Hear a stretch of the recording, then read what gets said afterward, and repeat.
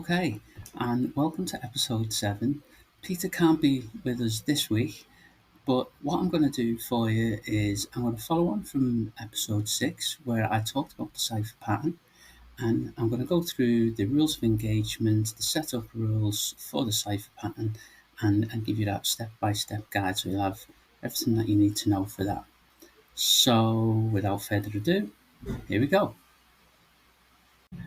Okay, so in the last video, I took you through a Cypher pattern, but I wanted to focus at that time on one particular aspect. This time, I want to show you a pattern play out that I was involved in. It gave me a trading opportunity I was involved in a few weeks ago.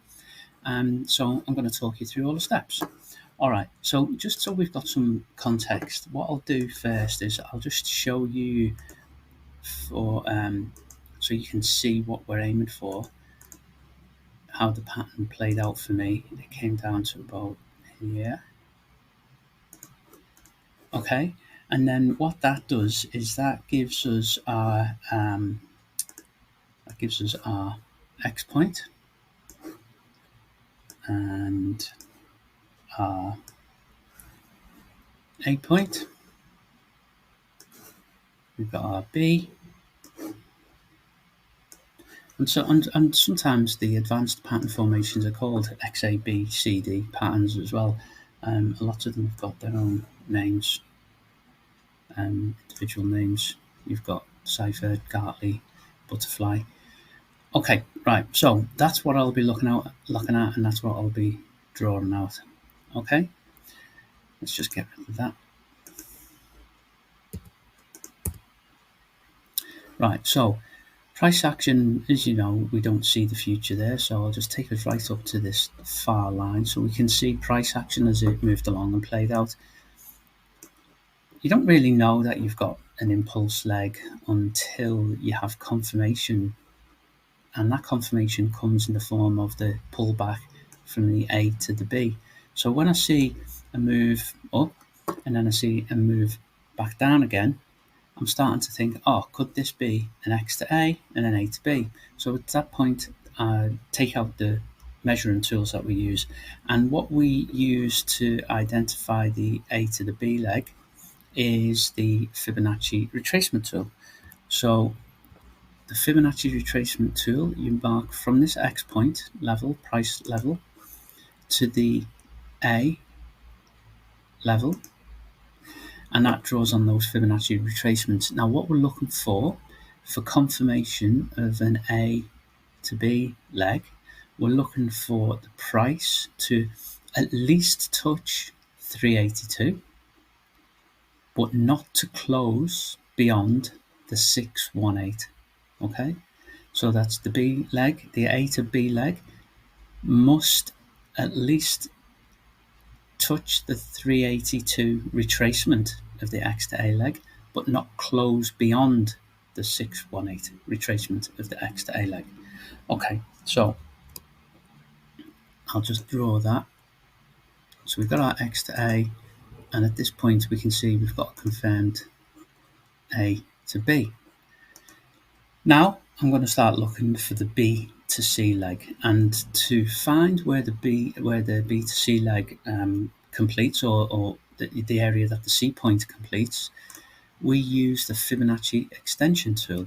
All right. So what I do is I take that tool, and the way this one works is it's an extension of the X to A leg. Okay. So we use the tool to provide us with levels that extend the X to A leg. Similarly, as we did for the first one, we measure out from the X point up to the A price, but with the Fibonacci extension, we draw that line back down to the X point, and that draws on some price levels for us. Okay. Now, the rules for the C point completion are: price must at least touch the 127.2, but must not close beyond the 141.4. Okay, so here we go. Price action's moving along. You'll see that this candle just to the right of the screen does indeed just go beyond the 127.2. So straight away I can mark that as a valid B to C leg. Now, sometimes price movement will mean that you have to adjust this C point before you move on to the next stage of the process. Okay, so we scroll on a little bit, and there, in fact, there you'll see that's exactly what happened. Okay, so the next candle wick takes me up. I'm still below the 141.4. Okay, and that gives us our C point. Right, now I'm looking for the decompletion, and the way the decompletion works is like this. You use the Fibonacci retracement tool. Again, you're coming from this X point, and you're taking the tool all the way to the level of the C point, and then you're going to get that marked on there. And what you're looking for is for price action to come back down to the 786 retracement of that X to C. Okay, X to C using the Fibonacci retracement tool, and then you want price to hit the 786, and that'll give you the decompletion point, and that'll mean that your pattern is complete, and then we can move on to the next stage of the process. Okay, so let's see what price action does. We already know that it gets there, and that you'll see this 786 level. If I move that along a little bit, you can see that price hits the 786 at this point there. Now, there are different ways to enter, and the method that I use uses the automatic trade management function that you've got inside NinjaTrader 8. That's the trading package that I use. And what that does for me is that means that when I get to a C completion point, I can then calculate and draw on, as I've just done here, where the 786 decompletion point is going to be. And then at that point, then I can work out what my stop loss is going to be, what target 1 and target 2 are going to look like, and I can program those prices into the NinjaTrader software. And if when we get to the decompletion, then it will trigger me in the trade automatically, set those levels for me, and I use that as a set and forget. Other people like to see that the decompletion and can take trades in the zone between the D point and the X point, but I like that set and forget approach, and that works for me. Okay, so at this point you'll see then we've got our pattern. How do you draw on your stop losses? Well, the method that I use is the Fibonacci extension tool, and I use that in an inverted way, and this is how it's done. Okay, so you take the A point price level, and then you draw your second point on that Fibonacci extension tool down to the X point, and then you take it back up to the level of the A,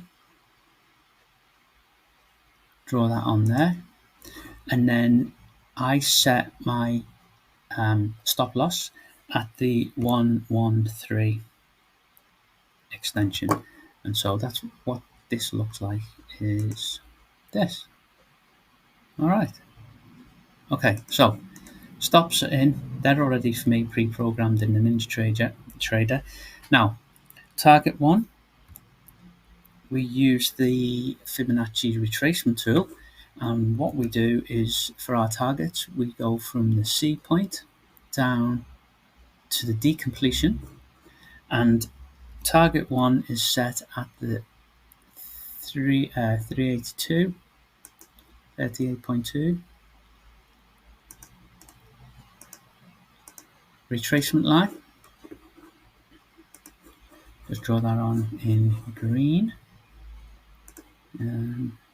There we go. And target 2 is at the 618. Okay, so target 2, just copy that up there, mark that for you.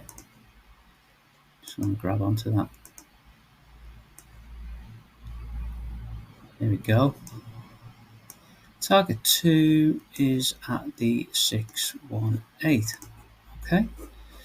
give that a different colour just so we can see what we're looking at. And these are just part of the habits that you form as well to keep yourself regimented, disciplined, go through the same process, procedure every time. Okay? Alright, so then what happens to price action? Price action moves along. We're triggered in the trade at this D point, yeah. So we're just following it now. We're in the trade and we're looking, there we go, and price action hits that target 2, takes us out on both positions. Okay, so what happened? What happens there is that the when I'm in the trade, one of the rules for taking profits in the Cypher is that when target 1 is hit, target 2 automatically comes into play and stop loss is rolled to break even. So once you've hit target 1, you're effectively in a free trade and you can relax and sit back, and the worst that can happen is that you can get stopped out on target 2 for break even. All right, so look, I've taken you through that. It's clear to me because I draw these patterns out all the time. But please, if you've got any questions, just shoot them in there. And if you want me to go over anything again or explain things in a different way, just give me the heads up, and I'll have a look at doing that. Thanks. Okay, so there you go. That's the Cypher pattern. And hopefully you'll have an understanding of the setup of the rules of engagement and how to go about starting on your back testing, maybe looking into how that pattern's performed over time on different pairs. Please shoot any comments into the comment section, and don't forget to like and subscribe.